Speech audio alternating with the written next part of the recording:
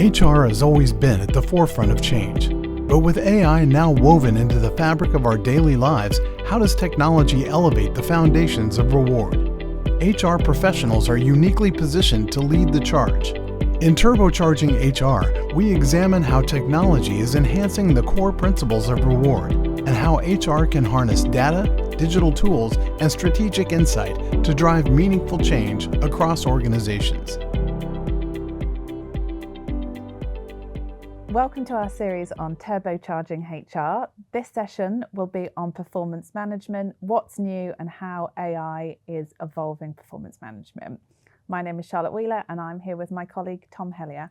Hi Tom. Hi there. Performance management is back. There's lots of conversation about it. What's going on? So performance management is one of those things that seems to come around in cycles, and we're back in one of those at the moment. There are a few different things that have put it back on the agenda now. One is just perennial dissatisfaction. So when you talk to any organisation, anyone in any organisation about performance management, generally speaking, their experience is a relatively negative one. Secondly, the way people are working is changing, and we can see that there's some misalignment between what it is that they're doing, the way they're working, and the old kind of annual cycles of performance that characterise performance management. And the third one, and this is probably the biggest one, is around the use of technology. And again, for years we've heard how people have put performance management into technology, but we're finally at a stage now where we seem to be able to do something a bit more meaningful with it and impact the different steps of the process to improve it and to make it a more beneficial experience for everybody involved. So those challenges have been relatively consistent over time. So what's happening? What's evolving with performance management? How does it become more effective? I think the key thing really is in that last point around technology. We're finally starting to see through technology the ability to improve the efficiency of several process steps, but also improve the consistency of the experience of performance management for employees. Historically, I think we've always relied on managers and managers doing a good job in terms of things like goal setting, calibration, etc. We don't necessarily need to rely on them in quite the same way anymore. We can use technology to drive a much better calibration process, so we're able to focus just on those areas, for example, that present issues. With goal setting, we can ensure that goals are consistent across large groups of employees, particularly those in similar jobs or who have similar levels of accountability. So it sounds like there's consistent challenges in performance management that there always has been over the years.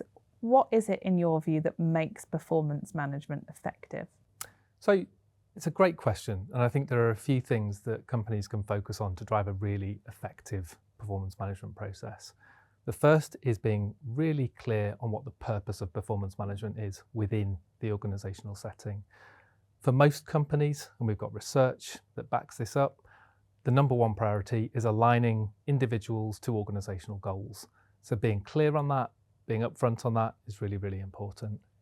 When we then look at some of the other aspects of performance management that need to be improved to drive greater effectiveness, it's things like goal alignment, goal cascade, being clear around what performance management is going to drive in terms of outcome. Will it link to reward? Won't it link to reward, for example? And critically, having capable managers who are going to drive the process well. And thinking about those elements and maybe some others, what's evolving in performance management? What are you seeing organisations do differently? What's the kind of new thinking? So interestingly, we've heard a lot of talk, but not seen too much action around introducing, for example, hybrid approaches to performance management, where, for example, aspects of the annual performance management process may be retained, but for certain types of work that are shorter term in focus or even longer term in focus, if it's a big CapEx project, for example, the performance cycles might look different, the goal setting approaches could look different, and the assessment periods might look different. So moving things on to be a bit more work-centric is one area where we're seeing some change. So there might be multiple approaches in one organisation depending on the population. Well, perhaps not multiple, but certainly more than one. So what we're starting to see is organisations stepping back a little bit, thinking about how work is done and aligning performance management in a sensible way to that. That doesn't mean doing things differently for every population, but it might mean no longer operating a one-size-fits-all model. Can we spend a few minutes talking about AI? So this series is focusing on how AI is turbocharging HR. What impact, if any, are you seeing AI in the performance management process? AI has got a really interesting role in the performance management process, largely because it's one that's been seen as quite administratively burdensome in years gone by. So what we're seeing is that AI is being used to strip out a lot of administrative inefficiency and drive a lot more effectiveness. So things, for example, like goal setting. We're seeing the use of generative AI in suggesting goals to individuals based on their level in an organization and their accountabilities in terms of the role that they do. And that speeds up the process. It strips out the need for managers and employees to have lengthy back and forth because really it's simplifying it all. Equally, we're seeing things like AI-driven nudges for individuals who've got KPI-focused goals, and you're able to monitor how on track or off track they may be. Finally, things like calibration processes when it comes to the year end. Historically, it might have involved managers sitting in a room with a big long list of people and having to go through them all. Now, AI allows you to focus in specifically on the cases that require most attention and make sure you're having meaningful conversations that get to the point very, very quickly.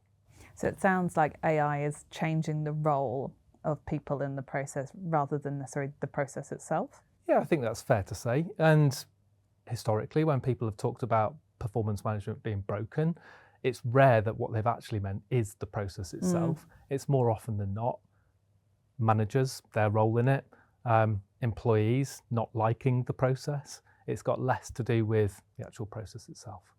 And given what you've said just there, is there still a case for performance management as a process? Are there business impacts? Is it delivering an ROI?